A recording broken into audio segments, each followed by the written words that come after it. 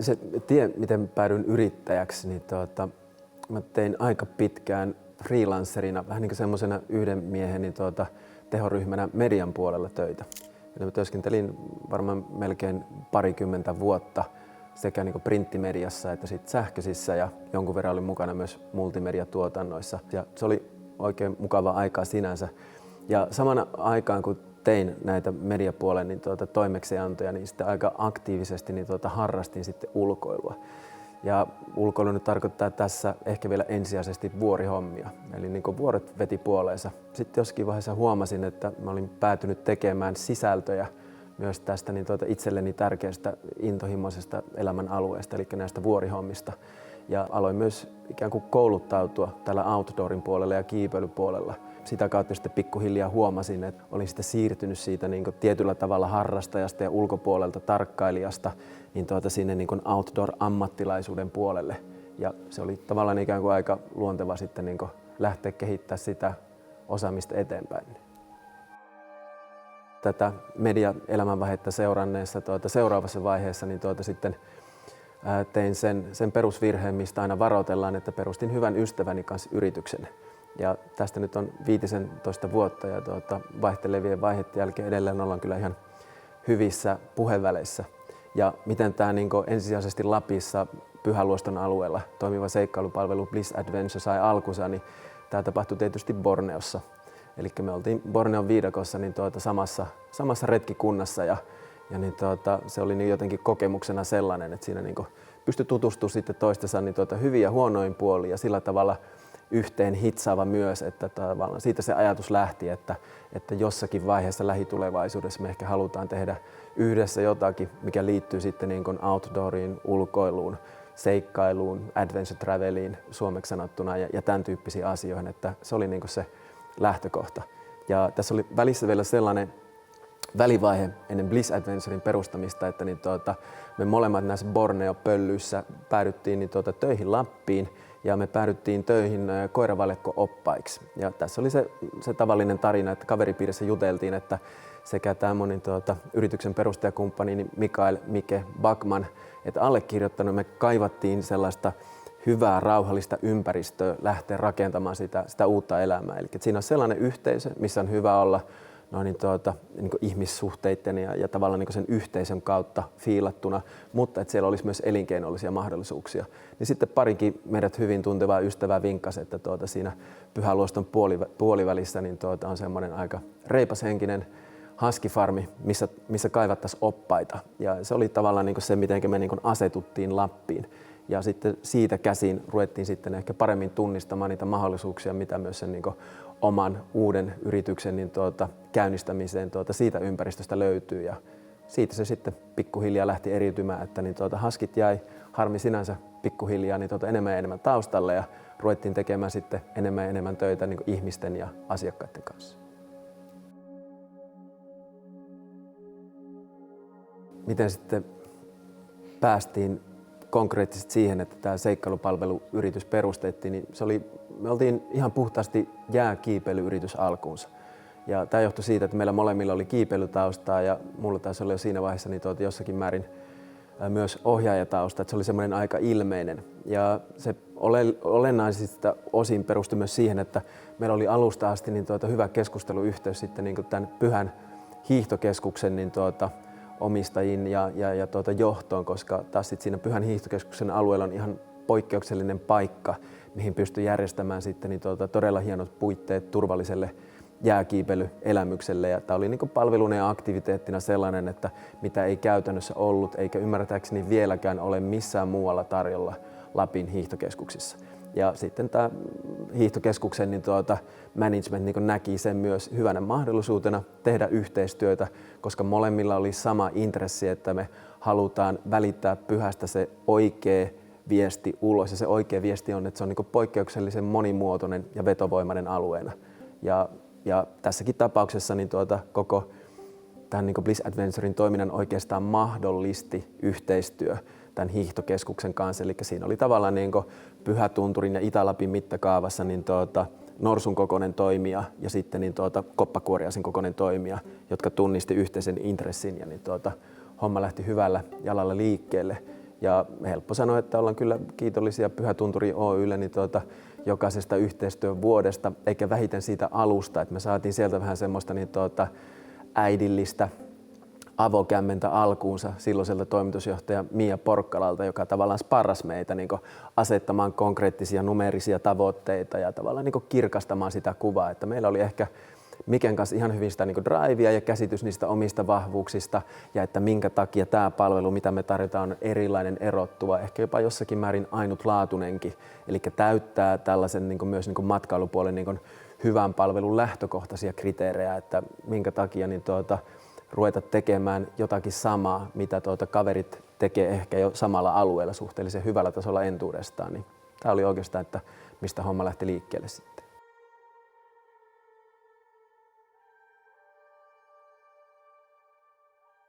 Minun yrittäjätausta oikeastaan on varmaan alkanut ihan äidinmaidosta. Mun vanhemmat oli yrittäjiä.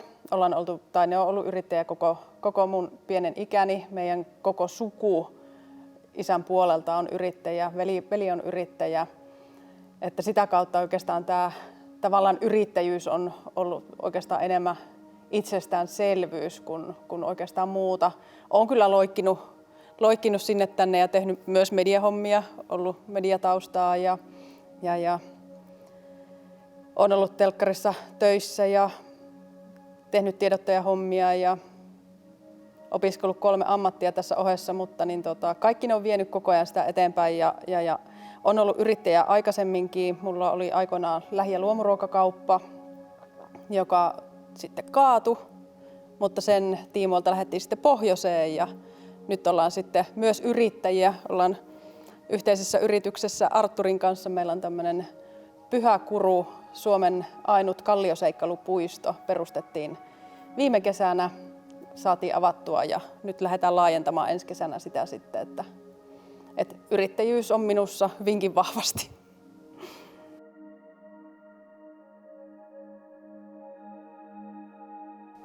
Ja se, että miten niin kun tätä ympärivuotisuutta ollaan sitten lähdetty viemään yhdessä, ollaan keskusteltu sitä, että kun Tajukankaalla Pyhätunturilla on talvella tätä jääkiipeilyä, mutta se kallioseinämät on siellä käyttämättömänä kesällä, niin lähdettiin pohtimaan yhdessä sitten monen eri yrittäjän kanssa, että sitä voisi valjastaa myös kesätoimintaa ja saada laajennettua sitä kesäyritystä sinne matkailua. Ja siitä puheista lähdettiin pohtimaan, miten se olisi mahdollista. Tehtiin paljon taustatyötä ja kontaktoin 3 vuotta sitten varmaan kaikki silloiset Suomen seikkailupuistot läpi.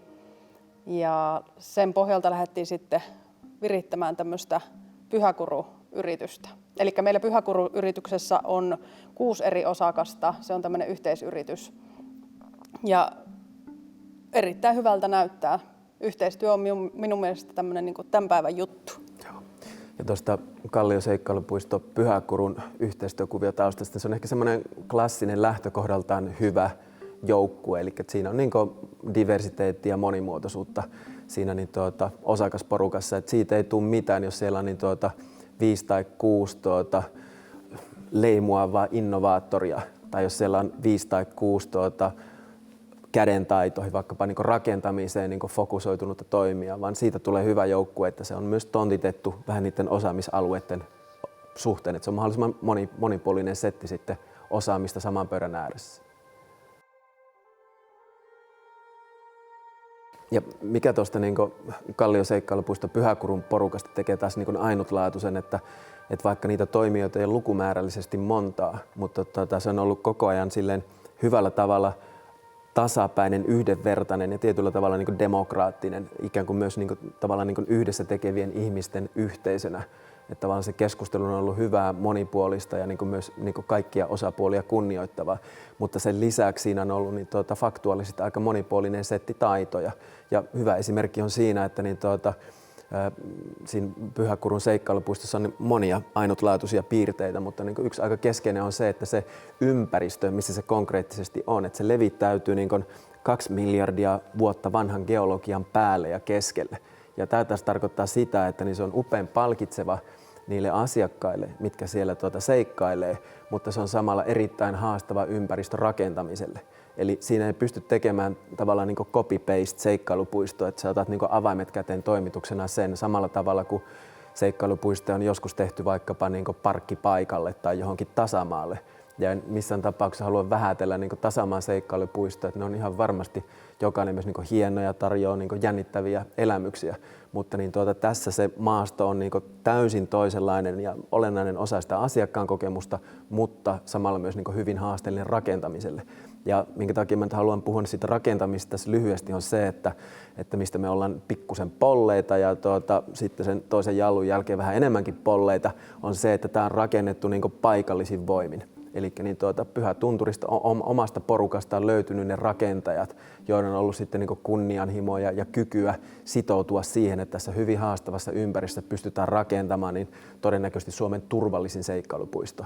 Niin kaikki tällaisten niin asioiden niin tunnistaminen on tietysti tärkeää lähtökohtaisesti, että hommaa voidaan lähteä viemään ja resurssoimaan siihen suuntaan. Mutta tämä on myös sellainen asia, mistä on niin hyvä omalla porukalla muistuttaa toinen toisiamme. Että siitä voi niin syystäkin olla niin ylpeä ja iloinen, että on niin tunnistettu nämä kyvyt ja on pystytty viemään se projekti siihen vaiheesta hitto. Siellä se seikkailupuisto nyt on pystyssä ja nautittavissa ja kehitystyö jatkuu ensi kesänä.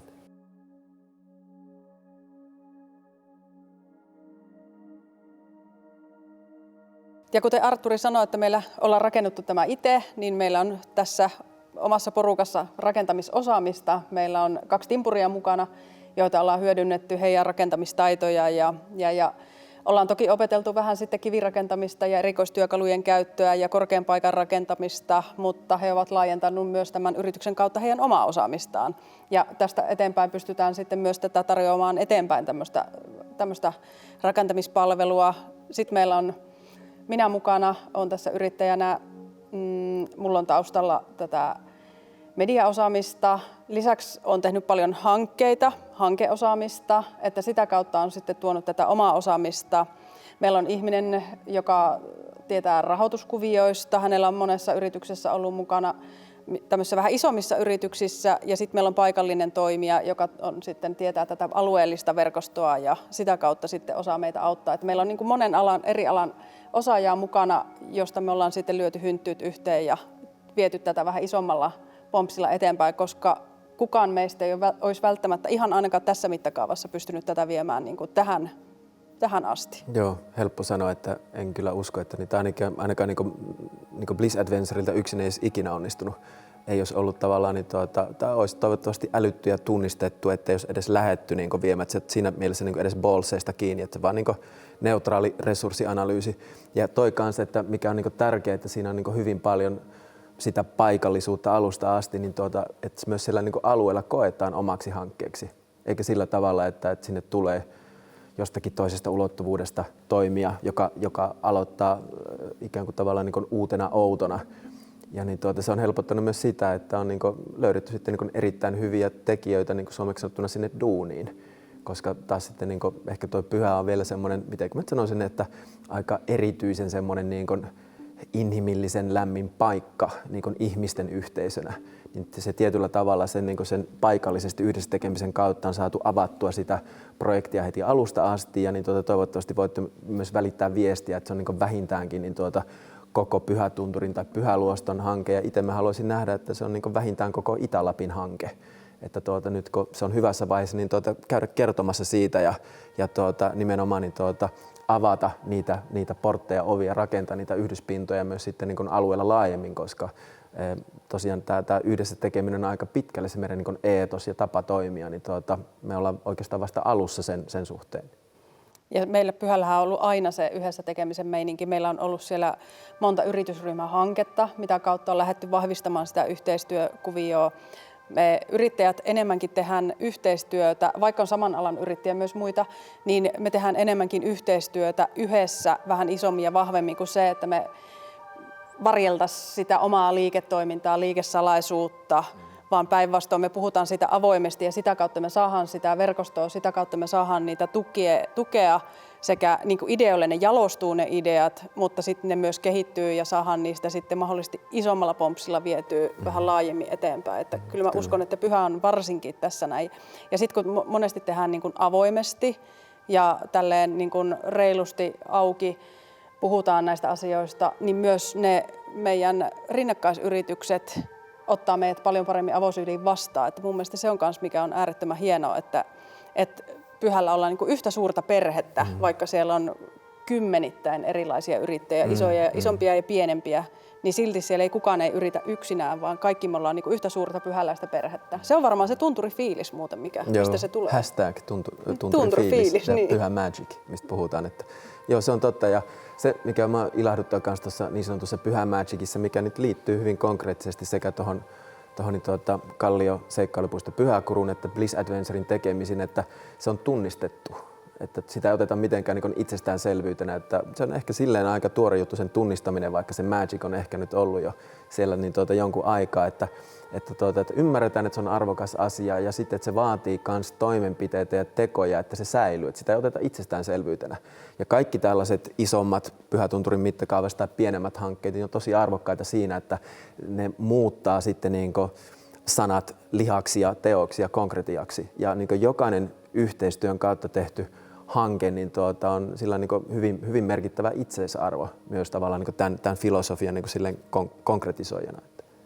Ja mun mielestä tämä koko ajatusmaailma on myös kaikissa yrittäjissä, niin kuin mitä Pyhällä toimii, että myös se yrityksen eteenpäin vieminen, niin jokainen kunnioittaa ja arvostaa sitä pyhämäisyyttä, sitä pyhän luontoa. Niin kuin mekin lähdettiin suunnittelemaan tätä meidän seikkailupuistoa, samoin kuin Bliss on lähtenyt viemään omaa toimintaa eteenpäin, niin me viian sitä pyhän ehdoilla, tavallaan sen luonnon ehdoilla. Meillä on äärettömän hieno, arvokas kansallispuisto siinä ja meidänkin Kallioseikkailupuisto, niin me on tehty siitä semmoinen pyhän näköinen, eikä lähdetä monistamaan niitä jo valmiiksi tehtyjä seikkailupuistoja, vaan tehdään siitä se omaleimainen, oma mikä tekee siitä sitten sen niin kuin helposti lähestyttävän ja uniikin. Kyllä.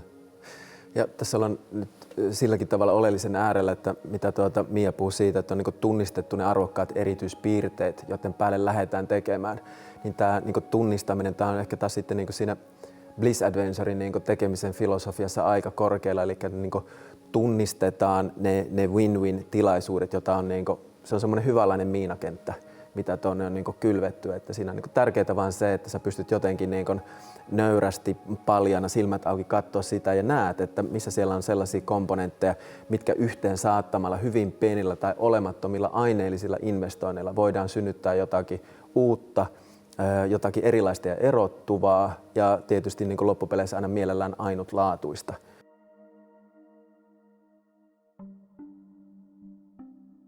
Meillähän on siinä Pyhäluoston alueella niin joitakin hyvin ainutlaatuisia paikkoja ja ominaispiirteitä. Ja yksi tämmöisistä konkreettisista paikoista on Luoston ametistikaivos.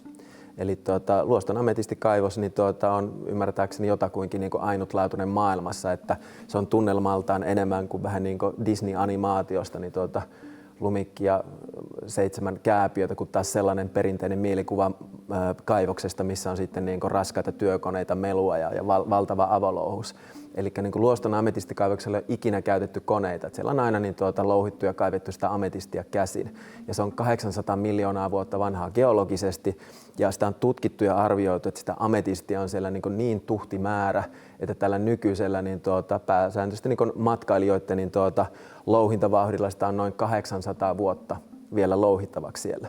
Ja taas ruvettiin miettimään, että jos ja kun meillä on niin alueella tämmöinen aivan ainutlaatuinen niin kohde vierailla, niin voisi olla järkevästä suunnitella myös omia tuotteita ja palveluita niin, että ne tukeutuu tähän ametistikaivokseen tai tietyllä tavalla niin ammentaa siitä. Ja kun me tunnistettiin, että okei, tämä ametistikaivos on sellainen hyvin merkittävä ainutlaatuinen asia, niin mietittiin, no mitä meillä on annettava ametistikaivokselle ja asiakkaille. Niin mitä meillä oli, niin meillä on erittäin hyvät oppaat. Tekisi mieli sanoa, että niin Lapin parhaat, mutta niin pitää varmaan laittaa tämä tarkennus, että arguable. Mutta niin me ollaan sitä mieltä, että meillä on superhyvät oppaat ja niin tämä iloksemme näkyy myös sitten niin noissa asiakaspalautteissa, että asiakkaatkin on onneksi aika pitkälle samaa mieltä. Eli meillä on se opasosaaminen. Sitten meillä on niin sähköavusteisia läskipyöriä, eli e-fatbikeja, mitkä on taas sitten sopii tämmöisen meidän niin vastuullisen matkailun kontekstiin myös siinä, että ne on niin hiilijalanjäljeltään niin hyvin niin järkevä tapa liikkua. Eli me sitten ruvettiin näistä komponenteista rakentamaan yhteistyötä Ametistikaivoksen kanssa, ja se on kaikessa yksinkertaisuudessaan niin opastettu retki Luoston keskustasta sähköfättäreillä, hyvin huolellisesti, taitavasti opastettuna vanhojen metsien läpi sinne Ametistikaivokselle, missä sitten mennään, kuullaan se ametistin tarina, mikä on aika ällistyttävä, ja sen tarinan lisäksi mennään sinne kaivokseen, ja jokainen asiakas saa sitten mahdollisuuden niin pienellä täsmähakulla sitten löytää sieltä sen oman ametistikiven kotiin vietäväksi. Eli tässä on monta hyvää piirrettä tällaiselle klassiselle yhteistuotteelle, että alusta kelaten, että tunnistetaan nämä ainutlaatuiset assetit, mitä tällä alueella on, ja tunnistetaan, että ne yhteen saattamalla me päästään merkittävään synergisiin etuihin. Ja tietysti yrittäjänä pitää jollakin tavalla muistaa kytätä myös niitä numeroita, niin tämä nyt on aika silleen tuulta purjeissa tyyppinen tapa lähteä liikkeelle, koska kenenkään ei tarvitse investoida. Kenenkään ei tarvitse laittaa kättä taskuun, koska ne sähköavusteiset fättärit on, josta kunnollinen saattaa maksaa jotakin 3 ja 5 000 euron välillä per pyörä, eli ihan merkittävä investointi pienelle yritykselle. Sitten meillä on ne mainitut oppaat, ja sitten meillä on siinä kansallispuiston kupeessa sijaitseva kaivos. Eli pannaan nämä kaikki taikurin pipoon ja ravistetaan hetki, niin sieltä tulee uudenlainen pupu, sellaista mitä ei ole ikinä ollut olemassa.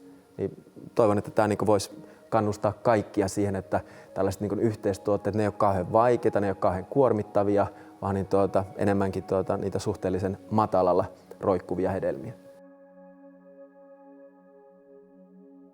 Pyhätunturille perustettiin myös uusi tämmöinen yhteisyritys, missä on useampia osakkaita mukana, jossa on myös Plissi mukana, samoin Pyhäkuru mukana, joka nimenomaan on tämmöinen infopiste meillä Pyhätunturilla, joka lähtee paketoimaan näitä erilaisia palveluita, että me saadaan se asiakkaan viipymä pidemmälle. Meillä on siellä mukana Plissin ja Pyhäkurun lisäksi sitten näitä melontayrityksiä, taksiyrityksiä.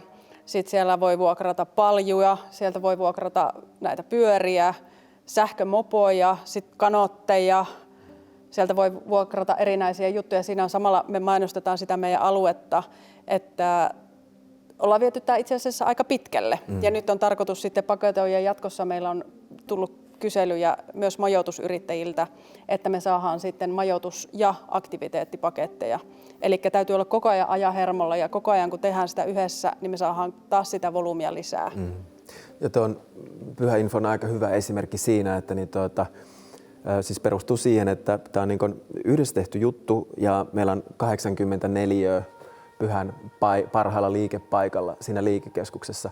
Ja mihin tarpeeseen tämä vastaa ja mitä ongelmaa se on purkamassa, niin Pyhän alueella haaste ei ole ollut se, etteikö olisi hyvälaatuisia palveluita, olipa kyse sitten vaikkapa vuokravälineistä tai ohjatusta retkistä, aktiviteeteista, vaan haaste on ollut se, että jokainen näistä pikkusista firmoista, mitkä on vaikkapa vuokrannut niitä premium-ulkoiluvälineitä tai tehnyt niitä pärättäviä opastuksia, olisi sitten jääkiipeilyä tai backcraft-retti tai mitä onkaan, on tehnyt sitä omaa juttuansa ulospäin, ulkopäin tarkasteltuna sen oman tunturikuusen juurella. Eli kun asiakas tulee sinne alueelle, niin jotta hän saa siitä rakennettua silleen itselleen, omalle porukalle, ehkä omalle perheelleen ainutlaatuisen ohjelman, just kaikki ne välineinen, aktiviteettinen ja niin edelleen, niin se on vaatinut aika raivokasta googlailua ja soittelua, eli se on pitänyt palanen kerrallaan tehdä. Niin tämä Pyhäinfo on olemassa nyt käytännössä vähän mutkat suoraksi vedettynä sitä varten, että meillä on tämä klassinen one-stop shop. Eli kun asiakas astuu sisälle, niin hänet voidaan palvella siinä sitten loppuun asti. Olipa sitten kyse minkälaisesta asiasta tahansa siinä meidän alueella. Ja tietysti kun siinä nimessä on tämä infopääte, niin se lupaa myös sen, että ei tarvitse tulla ostamaan mitään. Et jos sulla on vaan joku askarruttava kysymys mielessä, olipa se sitten bussien liikkumisesta 3. adventtina tai tiettyjen palvelujen saatavuudesta, niin jos sitä tietoa ei ole jo siinä Pyhäinfossa, niin joku sitten Pyhätunturin ja sen alueen asiat hyvin tunteva palveluhenkilö selvittää sen asian, että ikinä ei tarvitse lähettää sitten asiakasta tyhjin käsin tuonne kaamukseen.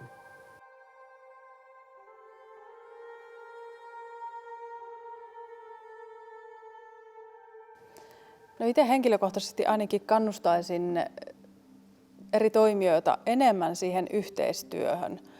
se, että mitä on oppinut vuosien varrella itse yrittäjänä ja yrittäjän kanssa toimivina, niin ihmiset liikaa pelkää sitä omaa yrityksen liikesalaisuutta tai muuta, että se on liian uniikki, vaan se, että itse on ottanut ainakin sen näkökulman, että lähden tekemään mahdollisimman avoimesti, mahdollisimman niin kuin laajasti ja tutustumaan eri ihmisiin, eri alojen ihmisiin, eri toimijoihin.